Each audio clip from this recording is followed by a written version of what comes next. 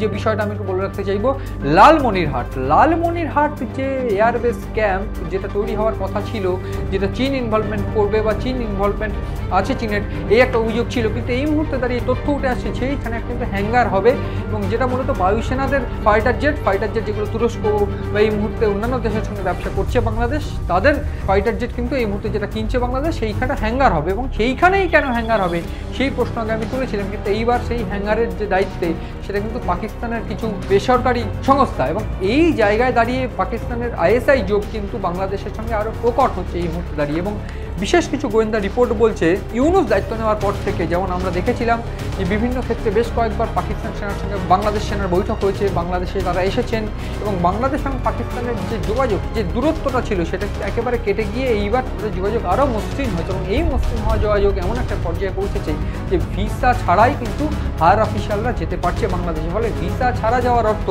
কোনোভাবে কিন্তু কোনো রেকর্ড ছাড়া তারা যে কোনো পর্যায়ে পৌঁছতে পারবে, এবং বাংলাদেশের মধ্যে উপস্থিত থেকে একেবারে ষড়যন্ত্রের বীজ রোপণ করে দিয়ে আসতে পারবে। ঠিক এক্ষেত্রে শামসুদ্দুর রহমান মির্জার ক্ষেত্রেও কিন্তু সেইটাই হচ্ছে বলেই কিন্তু প্রাথমিকভাবে মনে করা হচ্ছে।